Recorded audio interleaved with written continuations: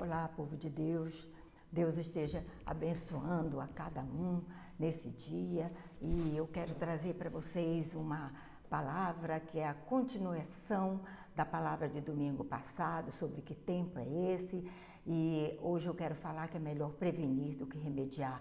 Semana passada eu falei que existia um palco sendo preparado e as cortinas estavam para abrir, e hoje eu quero te falar que logo as luzes estão para se apagar.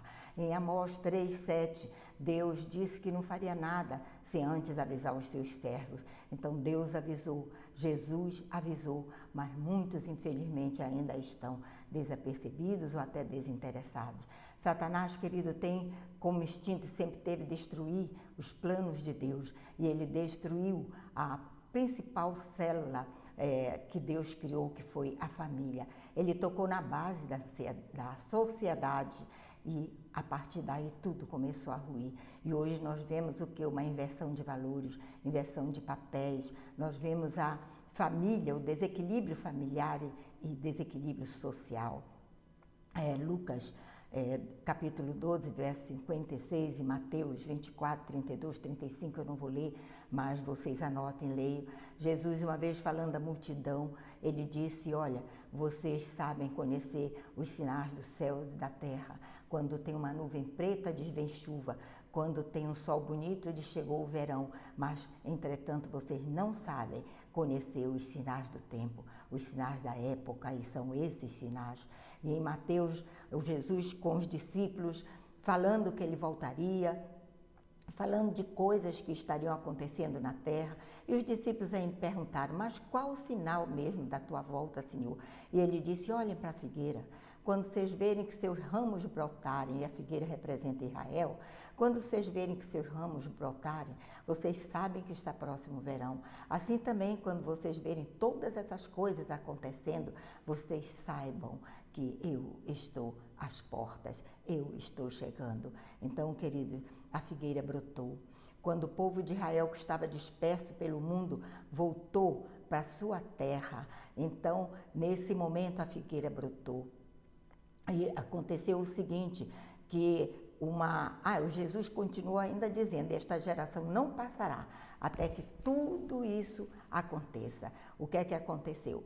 Os judeus voltaram e em 1947, e a ONU, em uma resolução, assinou que que judeus, Israel seria o Estado judeu. E em 1948, eles oficialmente se tornaram nação. O que é que acontece?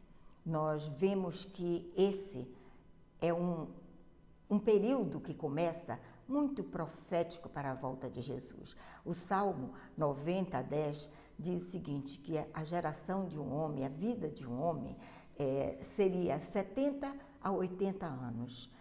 E por sua robustez ele poderia chegar a 80. Então isso a gente vê que a geração bíblica é falada entre 70 e 80 anos.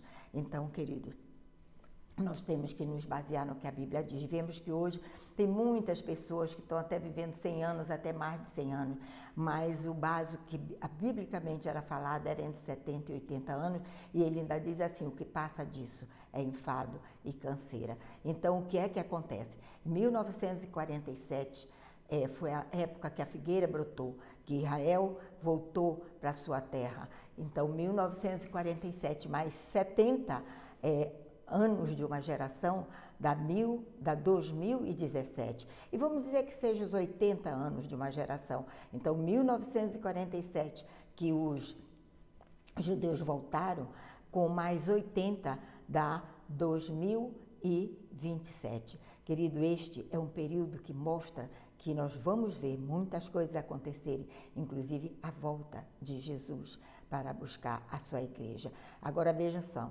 2017 a 2027, 10 anos, de 2017 para 2020, já estava começando a acelerar muita coisa, mas 2020, a partir da pandemia, os sinais aceleraram de maneira absurda. Nós vemos a cada dia sendo falado alguma coisa nova que aconteceu na ciência, na tecnologia. Então, nós podemos ter como certeza que esses 7 anos, e 7 é um número profético, é o número da perfeição de Deus, muitas coisas vão acontecer.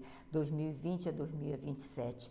Nós precisamos, queridos, de uma convicção de urgência, porque logo as luzes vão se apagar. O arrebatamento da igreja é uma realidade. E a grande tribulação também é uma realidade. E Jesus disse, tudo pode passar, mas as minhas palavras não passarão.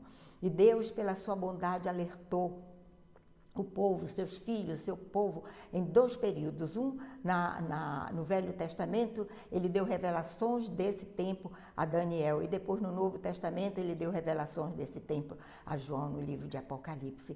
Então, a Daniel, ele disse, olha, Daniel, deu todas as revelações do que ia acontecer e disse, sela esse livro até o tempo do fim. Ou seja, porque está distante, ainda está distante o que vai acontecer.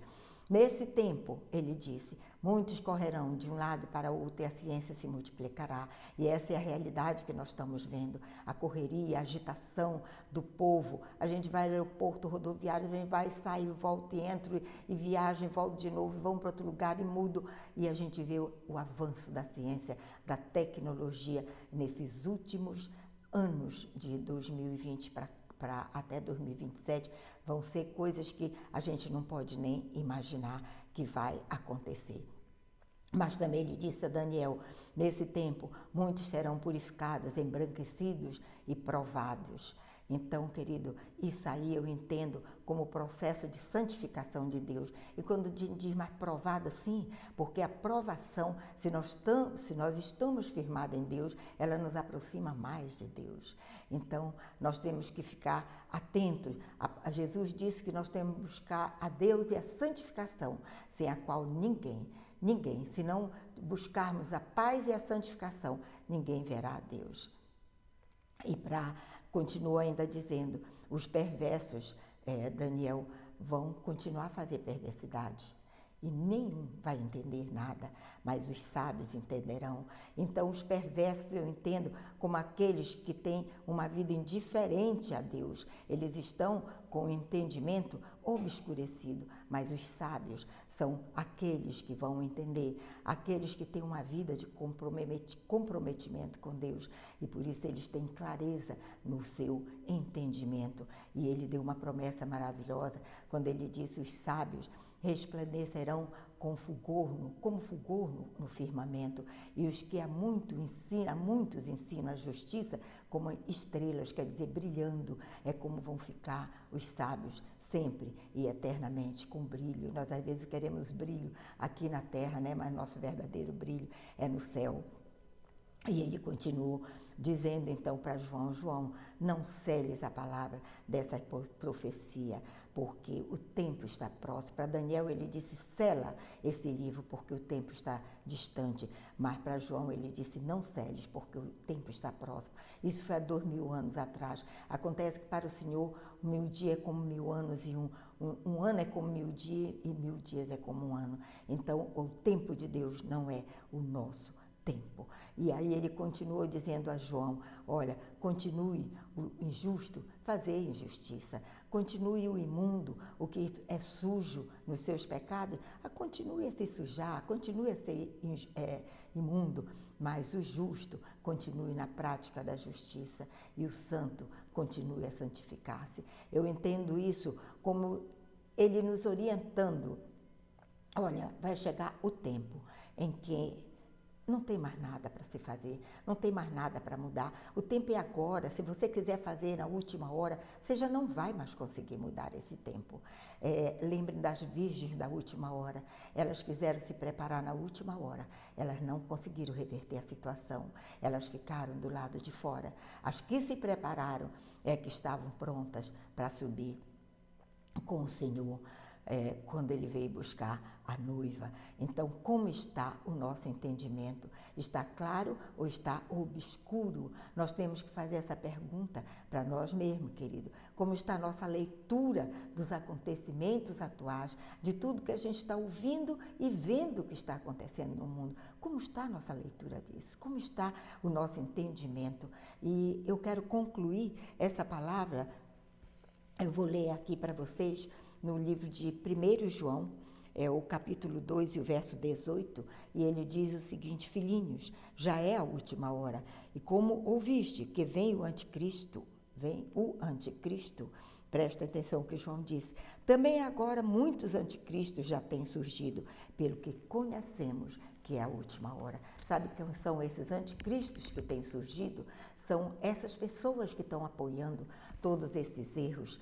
São essa equipe, essa elite mundial que está trabalhando a favor de implantar essa nova ordem mundial para que o homem da iniquidade, o anticristo, apareça para reinar nesse mundo. Então, querido, nós temos que entender que o que Jesus vem buscar é uma noiva pura, imaculada, sem mancha, sem ruga, e nós temos que estar dentro desse conceito do que é a igreja. Precisamos nos preparar. É melhor prevenir do que remediar. É melhor estarmos atentos. É melhor buscarmos ao Senhor enquanto é dia, porque depois nós não vamos. Quando piorar as trevas, nós não vamos mais conseguir. A situação vai ficar muito complicada. Então, querido, que Deus te abençoe e te guarde a cada um de nós, e eu sempre me incluo nisso, que Deus esteja com a minha mente, com o meu coração, que Deus esteja com a tua mente, com o teu coração, para que você entenda qual é a sua postura diante dessa situação, para que Deus olhe para ti e diga: esse é o meu filho, esse vai viver eternamente comigo. Amém? Deus te abençoe, Deus te guarde, Deus te dê muita luz para você enxergar o que precisa ser enxergado. Amém.